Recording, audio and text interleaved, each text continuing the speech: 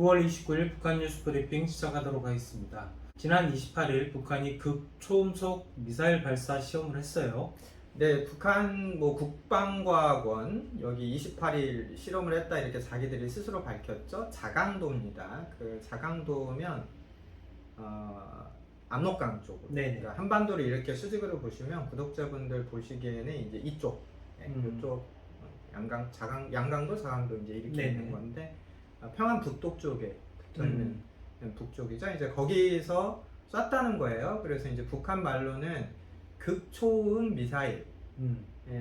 초음속이라는 말이 이제 시속 1000km 그래서 우리가 마하 이렇게 표현을 하잖아요. 그래서 마하 5까지 그러면 시속 5000km를 가는 빠른 속도다. 그래서 극초음 미사일 또 화성 8형 이런 말을 붙였어요. 그러니까 탄도 미사일이라는 거예요. 그래서 제가 여러 번 설명을 드렸는데 미사일이라는 게 이제 폭발이 강한 덩어리가 큰 녀석을 멀리 보내려면 이게 추진체가 이제 성능이 좋아야 되는데 그래서 기본적으로는 높이 쏴야 멀리 가는 거죠. 그래서 이제 높이 쏘려면 그 안에 이제 연료가 많이 들어가야 되니까 높이 쏘려면 이제 커지는 거고 커지다 보니까 이제 연료통을 퉁퉁 분리를 합니다. 2단도 분리하고 3단도 분리하고 그런 것에서 이렇게 해서 이제 자유낙하라고 하는 기본 개념으로 쏘는 걸 탄도미사일이다. 제가 여러 번 설명을 드렸는데요. 이제 그런 유형에서 이번에 이제 한 미사일은 뭐냐면 최고점까지 가서 내려오다가 이제 유도하는 대로 그러니까 지시한 대로 얘가 이 가야 될 자유낙하해야 될 길을 벗어나서 지 맘대로 바꿀 수 있는 그런 미사일입니다. 그러니까 요격을 하기가 매우 어렵겠죠. 그래서 우리나라도 갖고 있지만 특히 미국의 MD 미사일 방어 체계를 회피할 수 있는 일종의 신기술이다. 그런 것들을 우리가 개발하고 있다. 이런 측면으로 이야기를 북한이 공식적으로 얘기를 했습니다. 그래서 이제 이번에 발사한 미사일은 그런 의미에서 최고점을 내려와서 움직인다는 거. 이제 이게 하나가 있고 또 하나는 탄도 미사일 같은 경우에는 이제 제가 크고 무겁다고 말씀드렸잖아요. 그래서 이제 연료 문제가 있어요. 그렇죠. 그래서 얘 크고 무거운 애를 이제 막 싣고 다녀야 되는 문제가 있어서 그래서 연료는 크게 이제 고체 연료가 액체 연료가 있는데 액체 연료가 이제 꼭 그런 건 아니지만 화력이 좋다 우리가 이렇게 생각하면 되겠죠. 부탄가스 생각하시면 됩니다. 그래서 보통 하지만 이 탄도미사일은 항상 적국이 감시를 하는 거기 때문에 얘를 은폐해서 잘 싣고 다니는 것도 필요하단 말이에요. 왜냐면 싣고 가다가 빵 쏘면 이렇게 되기 때문에 그래서 이제 보통 그 고체 연료는 이제 안정적이니까 좀 운반하기가 좋고 그 대신 화력이 좀 떨어질 수 있는 개연성이 있기 때문에 그래서 이제 고급 기술로 넘어가게 되면 군사 강국들은 이제 액체 연료를 이제 불안정하지 않게 잘 넣어가지고 잘 싣고 다닌다 이렇게 보시면 됩니다. 그런데 이번에는 북한이 실험했던 미사일에서 이제 앰플형이라고 해서 그러니까 연료를 이 카트리지처럼 착 껴가지고 뿅 쏘는 근데 이 연료가 이제 액체라는 거죠. 이제 그런 몇 가지의 기술적인 실험을 했다. 그래서 자기들 말로는 우리가 계획했던 예상한 바대로 이 화성형 8호 이게 제대로 잘 나갔다 이런 식으로 이제 선전을 한 것이죠. 이 김여정 조선노동당 부부장의 대남 유학 담화가 있는 지 얼마 안 된 시점 3일 지나고 나서 북한이 왜 미사일을 발사했는지 이게 좀 궁금하거든요. 일단 김여정이 한마디 한 게 이제 유화 메시지라고 언론들이 자꾸 쓰는데 그게 이제 유화 메시지인지부터 우리가 문제 제기할 필요가 있어요. 그렇죠. 그래서 어쨌든 문재인 대통령이 이제 그 한국전쟁 종전선언 제안 관련해서 김여정이 또 한마디 했잖아요. 그렇죠. 근데 우리 구독자분들 잘 보셔야 될 게 문 대통령의 행보와 발언에 대한 담당이 누구냐? 이 김여정이에요. 그렇죠. 이게 좀 우리 입장에서 상당히 불쾌합니다. 김여정이 87년생? 우리 나이로 한 33, 4 이렇게 되는 거 아닙니까? 그 문재인 대통령 장남 그 문준용 씨가 82년생인가 아마 제가 그렇게 알고 있는데 자제분들이 82년, 83년생인 걸로 알고 있는데 사실 외교에서 나이가 그런 걸 뭐 존중하자는 게 아니라 김여정의 공식 직함은 네. 노동당 한 개 부서에 중앙당의 한 개 부서에 부장도 아니고 부장 밑에 있는 부부장이에요. 그렇죠. 근데 어쨌든 이제 오빠가 최고니까 이제 로얄 패밀리 아닙니까? 근데 어쨌든 마치 김여정이 문 대통령 전담 대응을 하는 것처럼 이런 지형을 북한이 만들어가고 있다는 것도 우리가 좀 볼 필요가 있어요. 그러니까 그렇죠. 문재인 대통령의 뭔가 행보나 발언에 대해서 김정은이 직접 하거나 네. 예전에 트럼프 때는 김정은이 직접 트위터도 뭐 그렇죠, 했다고 그렇죠. 하고 네. 친서도 맨날 친애하는 사랑하는 뭐 어쩌고 저쩌고 러브레터를 보냈잖아요. 네네. 근데 이번에 문재인 대통령은 어때요? 뭔가 발언을 하거나 문재인 대통령 행보를 하면 그것을 어쨌든 그 정무상 네. 여기 한참 떨어지는 김여정이 마치 전담을 하고 있으면서 또 외교적 수사도 아주 좀 저질스러운 용어를 많이 그렇죠. 쓰고 있지 않습니까?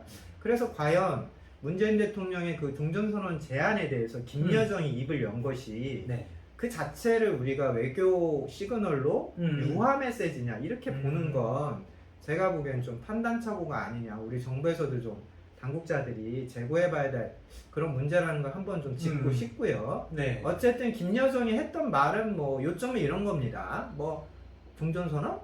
뭐 흥미롭긴 하네. 근데 진짜 종전선언이 되려면 뭐 이 한반도 정세 불안정한 상황, 그러니까 서로가 뭐 적대시하는 이런 네. 것 정도가 어느 정도 좀 없고, 네. 그 다음에 니네가 하는 거나 우리가 하는 거나 같은 기준으로 해야 되는 거 아니야. 예를 들면 너네는 뭐 현무 미사일 이런 거 뭐 빵빵 쏘면서 개발하면서 왜 우리가 우리 군사력 강화를 위해서 미사일 실험하고 이러는 것은 안보리로 끌고 가려고 하든지 국제 여론을 조성하려고 하든지 왜 그러는 거야? 그러면 안 되지. 그래서 이런 이중 기준 이런 것들을 철회하는 게 먼저다. 이제 이런 말을 했단 말이에요. 그러면서 가정입니다. 잘 되면 남북 정상회담도 뭐 고려할 수 있는 거고 남북 연락사무소도 이제 폭파했던 것도 다시 재설치하는 것 아니냐 정도를 흘렸단 말이에요. 네. 그래서 이제 김여정이 이런 발언을 하고 나서 왜 미사일을 쐈냐? 그럼 김여정의 발언과 미사일 발사는 좀 결이 다른 것이다. 제가 이런 말씀을 드리고 싶은 거예요. 그래서 미사일은 자기들이 핵무력의 고도화, 풍종화라고 하는 군사 전략에 따라서 스텝대로 가는 거고 이 스텝에 마침 문재인 대통령이 종전선언 제안 같은 게 나오면 당신은 내 담당이군 해서 김여정이 냉큼 나와서 문 대통령의 발언이나 행보를 이제 상징적으로 평가절하, 폄훼해버리는 그런 것이죠. 네, 일각에서는 이제 한국 정부 반응을 시험해보기 위한 것이다. 뭐 이런 분석도 있고, 김정은 정권이 조급함 때문에 이런 뭐 미사일 발사했다 이런 분석도 있어요. 여기에 대해서는 좀 어떻게 생각하시나요? 예, 일단 팩트는 사실관계는 김정은이 이미 1월에 노동당 당대회 그 사업총화 보고에서 이미 얘기를 했습니다. 그러니까 김정은의 워딩이 이제 북한 매체에 남아 있는데 가까운 기간 내에 극초음속 활공 비행 전투부를 개발 도입할 과업이 상정됐다. 그게 무슨 말이냐면 노동당 대회, 노동당의 가장 큰 의결단이죠. 노동당 대회에서 우리가 이런 미사일도 개발해야 된다라고 채택이 된 거예요. 채택이 된 걸 마침 28일 날 쏴서 실험을 한 겁니다. 그래서 자기들 계획에 따라 핵무력의 이제 고도화, 다풍종화를 시도하고 있다. 이제 이렇게 보는 게 있는 거고요. 또 물론 이제 일각에서는 김정은이 뭔가 꿍꿍이가 있어서 혹은 바램이 있어서 마음이 막 급해서 내 마음이 이래, 내 마음 좀 알아줘 해서 뭐 이런 미사일 실험을 해서 자기들의 뭐 안타까운 마음을 메시지로 보냈다, 이런 착각들을 우리 정부 당국자분들이 좀 하고 계신 것 같은데 착각입니다. 김정은이 뭐 뭐가 조급하다는 건지 잘 모르겠는데 어쨌든 김정은이 보여주는 대외 메시지는 분명하죠. 요약만 해드리면 첫 번째로는 우리는 앞으로 한국과 대등한 관계를 유지할 거야. 체제 경쟁 다시 하겠다는 겁니다. 그러니까 뭐 남조선으로부터 지원이나 좀 받고 도움 좀 받아서 꾸역꾸역 인민들 굶주림 해결하면서 꾸역꾸역 내가 왕초 노릇 하겠다, 이게 아니라 번듯하고 폼나게 군사적으로도 경제적으로도 자기들의 갈 길을 가면서 내가 여기에서 왕초 노릇을 할 거야. 이게 이제 김정은의 첫 번째 이제 생각이라는 거고요. 두 번째로는 한국과 거리두기를 하겠다는 겁니다. 네, 거리두기를 하면서 대등한 관계 유지를 하겠다는 건데 그러려면 일정한 군사 네. 기술이라든지 특히 핵기술 이런 거는 자기가 하고 싶은 대로 계속 하겠다 이제 이런 거고요. 세 번째로는 군사 특히 핵무력과 관련해서는 이제 당과 인민들에게 자기의 계획을 이렇게 천명하고 네. 그 계획을 하나하나 달성해 나가는 것이 이제 최고 지도자로서 권위와 통치 능력을 이제 인정받는 길 아니겠습니까? 그래서 이런 세 가지 정도의 생각으로 김정은이 이런 뭐 무력 도발 이걸 뭐 도발이라고 말하는 것도 뭐 틀린 말은 아닌데 도발이라는 거는 야 이렇게 하고 찌르는 거죠. 그렇죠. 찌르기 이전에 과시하는 것도 내 있다는 마음대로 점은 하겠다. 뭐 그렇습니다. 그냥. 그런 점들을 저희가 좀 잘 판단해야 될 것 같아요.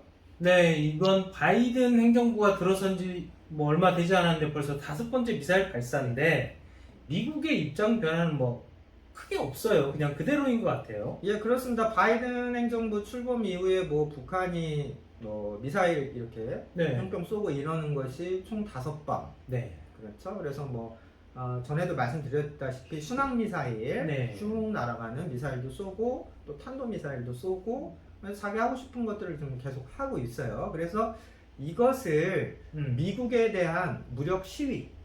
우리가 시위는 어떨 때 하죠? 목적이 있잖아요. 그렇죠. 뭔가 요구하는 점이 있거나 혹은 뭐 나와봐 협상 좀 하게 뭐 이런 게 있을 때 우리가 자기의 뜻을 보여주기 위한 게 시위인 거고 그렇죠. 우리가 뭐 열심히 일해서 월급을 모은다든지 네. 또 열심히 공부한다든지 이런 건 시위가 아니잖아요. 그렇죠. 그러니까 북한은 김정은은 자기들이 갖고 싶은 거 원하는 것대로 행보를 가고 있는 거지 이걸 뭐 비싼 돈 들여서 빵빵 폭죽 주듯이 쏘면서 바이든 정부에게 야 우리 이거 기분 나쁜데 좀 너네 내 마음 좀 읽어줘 이런 건 아니라는 겁니다. 그렇기 때문에 미국도 입장이 똑같죠. 네. 똑같은 겁니다. 그래서 니네 그거 핵 무력을 그렇게 고도화 다품종화하겠다고 그래 하려면 해봐. 그렇다면 우리는 제재를 해주마. 이것이 이제 일관된 바이든 정부의 입장이고요. 네. 다만 우리는 너네랑 좀 대화는 하고 싶은데 대화를 할 때는 조건 없이 나와라. 너가 대화 자리에 나온다고 해서 뭔가 선물을 주거나 너를 칭찬해 주진 않을 거야. 네. 대화 자리에 나와서 네가 하고 싶은 말 하고 나도 하고 싶은 말 하고 그래서 서로가 타협을 할 거면 하고 타협 안 하면 제재지 뭐. 이게 이제 미국의 일관된 원칙이다. 그래서 이번 뭐 미사일 발사로 인해서 네. 미국이 어떤 태도 변화를 보인다든지 다른 시그널을 평양에 보낸다든지 이런 것들은 뭐 예상하기 어려운 가설에 불과하다 이렇게 말씀드리겠습니다. 네, 미국의 입장 변화가 없었던 것처럼 뭐 한국 정부도 큰 입장 변화는 없었어요. 네, 그러니까 입장이 김정은도 그렇고 바이든 정부도 그렇고 네. 우리 문재인 대통령 또 네네. 문재인 우리 청와대도 그런 겁니다. 그런데 변화는 없어요. 변화는 없는데 네. 생각이 다 다른 거죠. 네. 근데 이제 다만 안타까운 건 우리 정부는 자꾸 이제 그 나이브한 착각에 빠져 있다는 거예요. 김정은이 왜 저러지? 아마 뭔가 다른 뜻이 있을 거야. 뭐 우리를 위협하려고 핵기술을 저렇게 만드는 건 아니고 자기들이 뭔가 하고 싶은 말이 있어서 원하는 게 있어서 저런 튀는 행동을 하는 거겠지.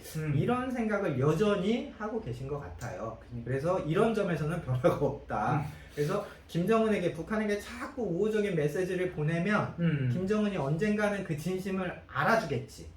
그래서 우리 그냥 통 크게 우리 민족끼리 뭐 좀 합시다 이러겠지라고 하는 정말 순수하신 생각만 좀 갖고 계신 것 같아요. 한편 문재인 대통령께서는 좀 퇴임 전에 네. 어쨌든 김정은과 정상회담 한 번 더 하면 좋겠다 이런 생각은 갖고 계실 수 있겠죠.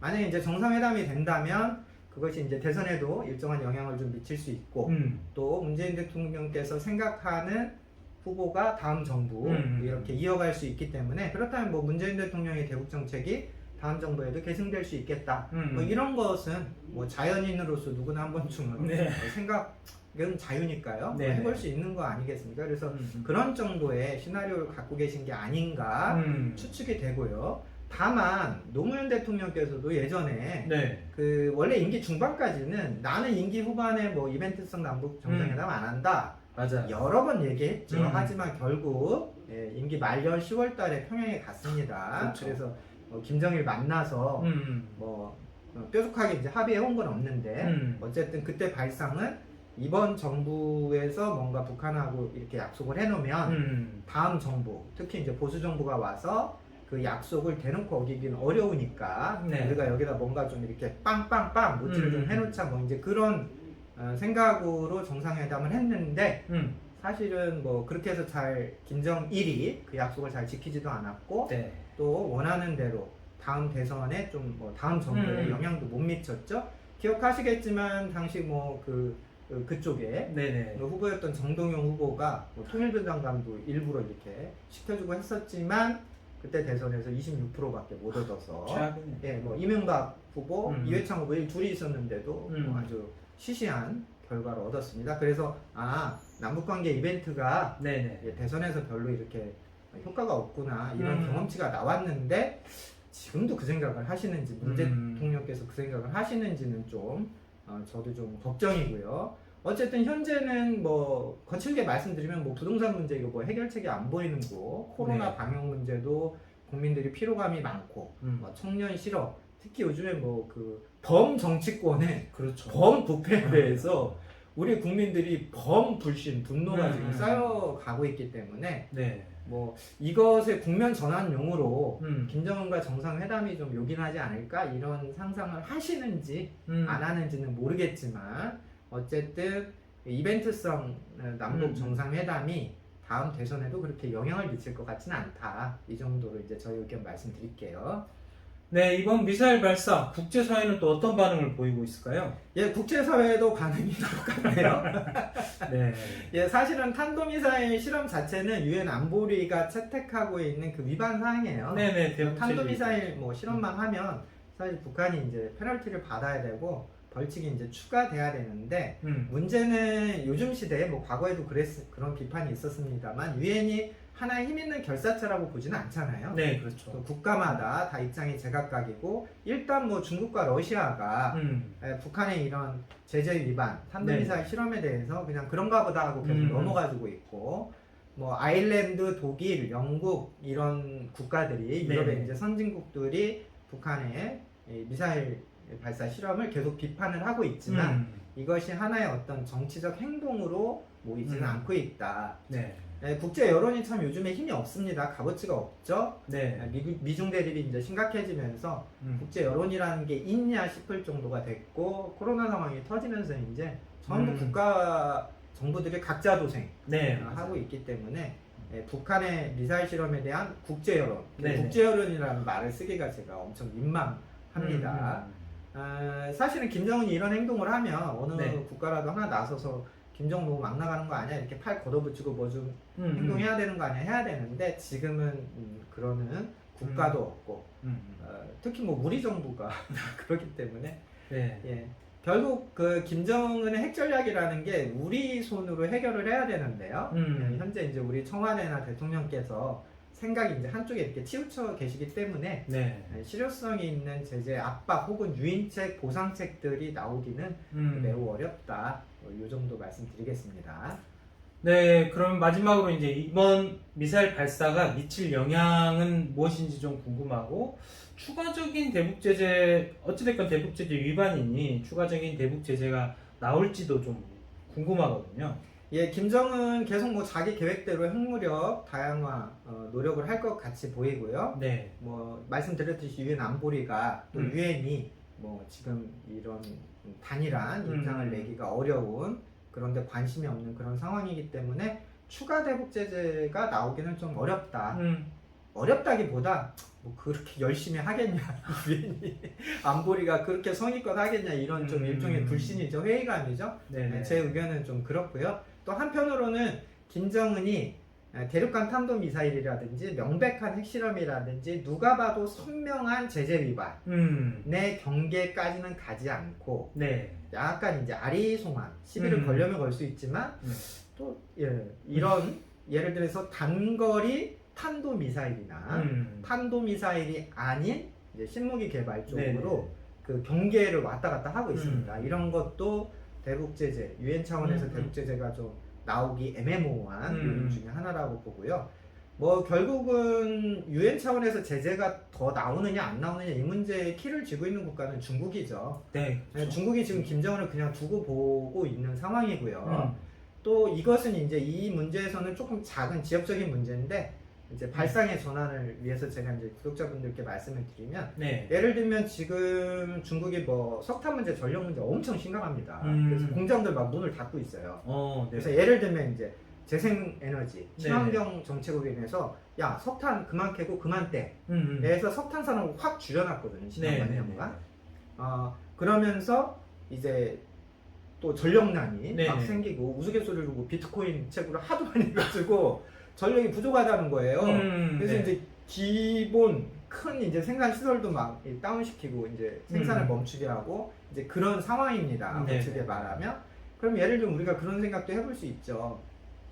중국이 석탄난, 전력난을 겪고 있다면 과연 중국이 북한의 석탄 수출, 대북 제재 항목에 있는 석탄 수출 금지를 엄격하게 감시하고 금지시킬까?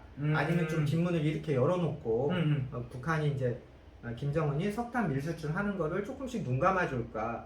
합리적으로 추정을 해보면 과연 어떻게 될 것인지 너무 명백하죠. 그렇죠. 명백한 팩트로는 중국이 지금 그 압록강 쪽에 수풍댐이라고, 압록강을 이제 막아가지고 큰 댐을 지었잖아요. 수풍댐. 그렇죠. 저희도 많이 가봤던. 그래서 여기서 이제 댐 발전을 해서 나오는 전력의 일부는 북한이 가져가고 일부는 중국이 가져가게 원래 그 댐을 만들 때 약속을 했어요. 그런데 관행적으로 중국이 거기에 나온 전력 대부분을 중국에 북한에 줬죠. 그렇죠. 그러니까 중국이 자기 가져갈 목을 안 가져가는 거예요. 그런데 작년부터는 가져가고 있습니다. 그게 이제 중국 해관 통계에 나오는 북한이 중국에 전력을 수출한 수출 그 부분이 바로 그런 거예요. 그래서 중국이 전력난이 정말 어렵기 때문에 동북 삼성 같은 경우에는 그 일반 상가 같은 데도 전기를 이제 안 주고 일부 지역은 신호등이 안 들어오는 데도 있다, 이런 소식까지 있을 정도거든요. 그러면서 이제 중국이 그 수풍발전소에서 나오는 그 전력, 사실은 뭐 중국 입장에서 보면 요만큼밖에 안 되는데 그런 것도 알뜰하게 자기 지분을 챙겨가는 걸로 놓고 보면 중국의 상황이 이렇구나. 중국의 상황이 이렇다면 북한에 대한 대북 제재를 항목대로 치밀하고 구체적으로 중국이 진짜 할까? 우리가 생각해보면 답이 뻔히 나오는 대목입니다. 네, 북한에 대해 궁금하신 점 댓글로 부탁드립니다. 좋은 콘텐츠를 제작해 궁금증 해소에 도움드리도록 하겠습니다. 오늘 북한 뉴스 브리핑은 여기까지입니다. 감사합니다.